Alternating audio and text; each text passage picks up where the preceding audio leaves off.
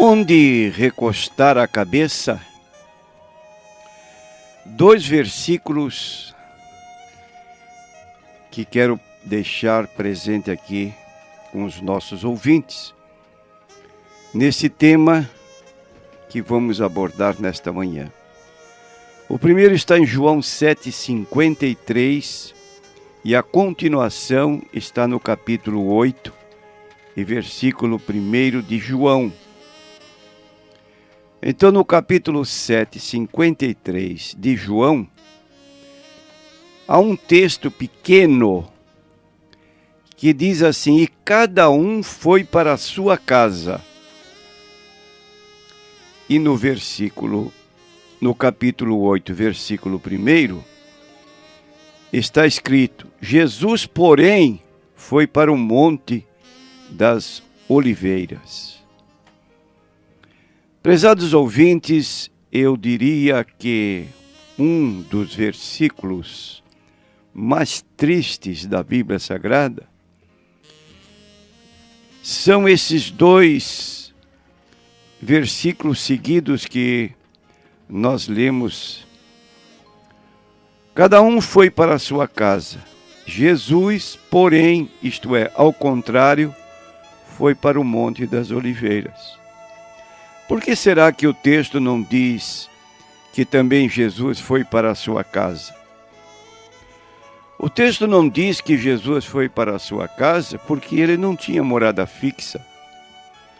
Você se lembra quando um dos que ouviam sua pregação disse: Mestre, seguir-te-ei por onde quer que fores. E Jesus lhe deu uma resposta para que ele pensasse bem na decisão que estava tomando. E então disse: as raposas têm covis e as aves do céu têm ninhos, mas o Filho do Homem não tem onde reclinar a cabeça. Enquanto todos que ouviram a sua palavra por um espaço de tempo muito alongado, naturalmente estavam cansados, estavam com fome, iriam chegar em sua casa, certamente tomar um banho, tirar as sandálias cheias de poeiras, sentar-se a uma mesa e ali junto da família fazer a sua refeição e em seguida uma cama para dormir, para descansar. Todos tinham para onde ir. Cada um foi para a sua casa. A exceção, Jesus, porém, foi para o Monte das Oliveiras. Imaginemos, meus prezados irmãos, que na vida de Jesus houve 3 períodos. Jesus era pré-existente. Ele não passou a existir no momento em que nasceu em Belém de Judá. Ele já era. Você encontra no livro de João 8,58, quando Jesus declarou aos fariseus, antes que Abraão nascesse, eu sou, os judeus ficaram intrigados: você não tem 50 anos. Abraão viveu há mais de 2000 anos atrás, como dizes tu, que Abraão viu o teu dia. E Jesus então disse para eles, antes que Abraão nascesse, eu sou, significando que ele era eterno, eu sou. Ele sempre existiu. No princípio era o verbo estava com Deus, o verbo era Deus. Agora, esse Jesus, que tinha vivido como Deus, tomou a forma humana e habitou entre nós. 33 anos e meio. E esta palavra de João 8,1, foi para o Monte das Oliveiras, mostra exatamente o que Jesus havia dito. Raposas têm covis, aves do céu têm ninhos, mas o Filho do Homem não tem onde reclinar a cabeça. E quero dizer que este episódio que a Bíblia registra Não é algo exclusivo, único, que a história registra.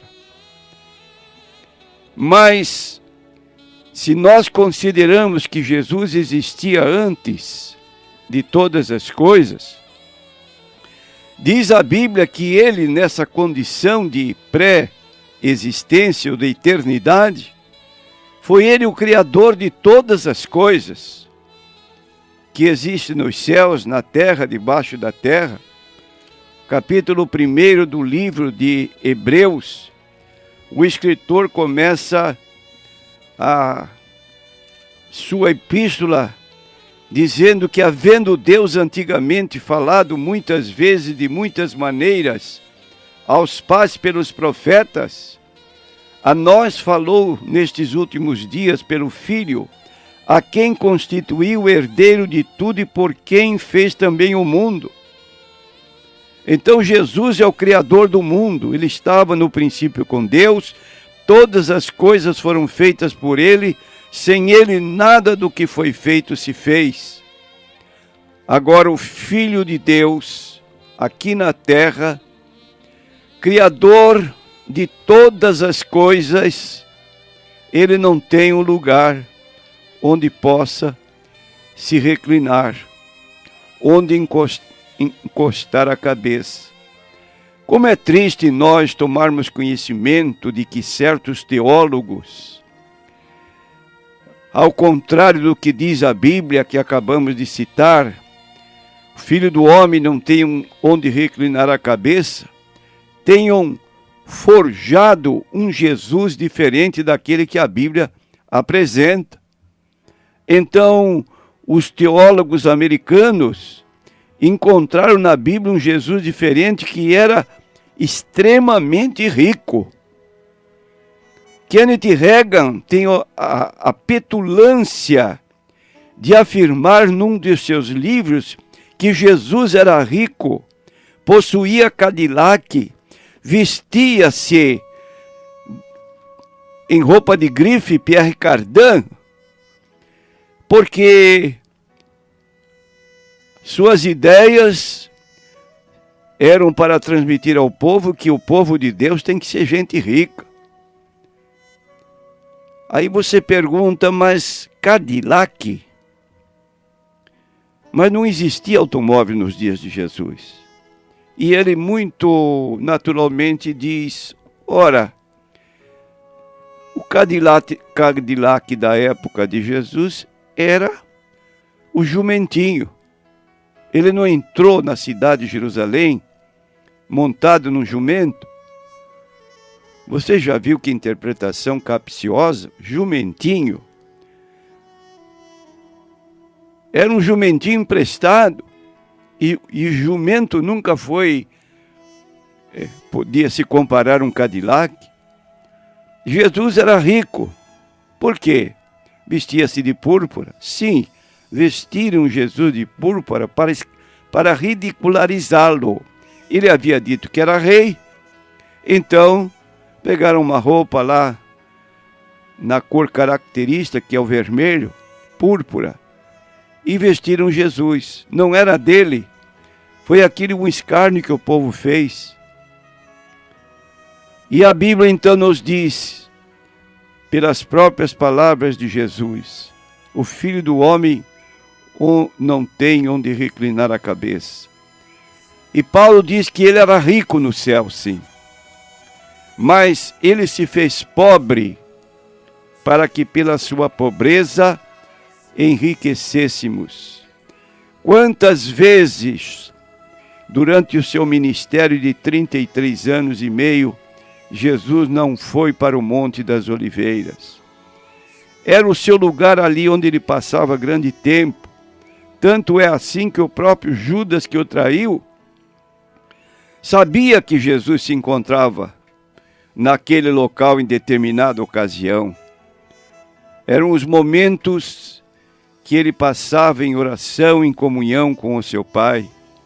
E numa das vezes que Jesus estava no Monte das Oliveiras, ele se dirigiu ao Pai, e diz o texto bíblico em Lucas 22, 39, a 42, e saindo, foi como costumava para o Monte das Oliveiras, e também os seus discípulos o seguiram. E quando chegou àquele lugar, disse-lhes: orai para que não entreis em tentação. E separou-se deles cerca de um tiro de pedra, e pondo-se de joelhos orava, dizendo: Pai, se queres, passa de mim este cálice. Todavia não se faça a minha vontade, mas a tua vontade. Ali estava Jesus, antevendo todos os sofrimentos pelos quais iria passar, não sofrimentos apenas físicos, porque esta forma como castigaram Jesus foi brutal, foi selvagem, mas além disso, na linguagem profética de Isaías, ele carregava também sobre si os nossos pecados. Ele foi rejeitado. Os judeus pediram a Pilatos: solta-nos Barrabás. E que farei de Jesus chamado Cristo, que seja crucificado? Aí está o que disse João 1,11: veio para o que era seu, e os seus não receberam. Prezados ouvintes, estas palavras que estou aqui pronunciando podem ser impróprias para uma ocasião quando o povo está na rua, dançando, pulando, horas a fio. Talvez começaram às 10 da noite ou passaram o dia todo pulando em desfiles carnavalescos. Ainda estão nesse mesmo entusiasmo até 4, 5 horas da manhã, e outros ficam até o próprio sol nascer ou mais ainda. Mas esse mundo de hoje se assemelha a um dos episódios da vida de Jesus quando ele entrou em Jerusalém. Está no capítulo 19 de Lucas. Diz o seguinte: quando já chegava perto da descida do Monte das Oliveiras, toda a multidão dos discípulos, regozijando-se, começou a dar louvores a Deus em alta voz. Não era um carnaval, era um louvor genuíno, verdadeiro. Estavam ali em alta voz, cantando louvores a Deus por todas as maravilhas que tinham visto. E então, enquanto Jesus passava, estendiam no caminho as suas vestes e dizendo: bendito o Rei que vem em nome do Senhor, paz no céu e glória nas alturas. E dentre a multidão, alguns dos fariseus chegaram perto de Jesus e disseram: Mestre, repreende os teus discípulos. E respondendo ele, disse-lhes: digo-vos que se estes se calarem, as próprias pedras clamarão. Aí está uma antipatia, uma prova de que luz não se conjumina com as trevas. Há uma separação. Quando a luz chega, as trevas somem. Então queriam que os discípulos, os acompanhantes de Jesus, parassem de cantar altissonantemente. Mas Jesus disse: se estes se calarem, as pedras clamarão. E quando ia chegando à cidade, chorou sobre ela, dizendo: ah, se tu conhecesses também ao menos neste teu dia o que a tua paz pertence. Agora isto está encoberto aos teus olhos. Porque dias virão sobre ti em que os teus inimigos te cercarão de trincheiras, te sitiarão, te estreitarão de todos os lados, derrubarão a ti a teus filhos que dentro de ti estiverem, e não deixarão em ti pedra sobre pedra, porque não conheceste o tempo da tua visitação. Meus irmãos, o que é que nós podemos esperar para o nosso Brasil, se o povo, na sua maioria, hoje está nas ruas, cantando e pecando desabridamente contra Deus, sem qualquer restrição? Carnaval é carne sem segurar os instintos do homem. E Deus está observando tudo isso. Por quê? Porque não há lugar no coração destas pessoas para Deus. Deus ficou de lado e estão envolvidos apenas com as coisas seculares. E no livro de Eclesiastes, capítulo 11, Deus deixa o homem com a sua liberdade de agir. Ele não cerceia. O homem é um ser dotado de livre-arbítrio e procura se afastar de Deus.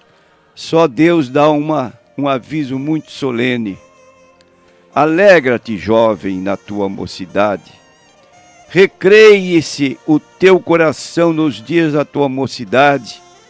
Anda pelos caminhos do teu coração e pela vista dos teus olhos.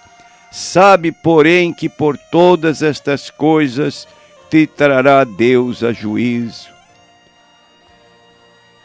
Então, como aquele cidadão fazendeiro que disse à sua alma: come, bebe, folga, porque apenas se deliciava com as coisas presentes.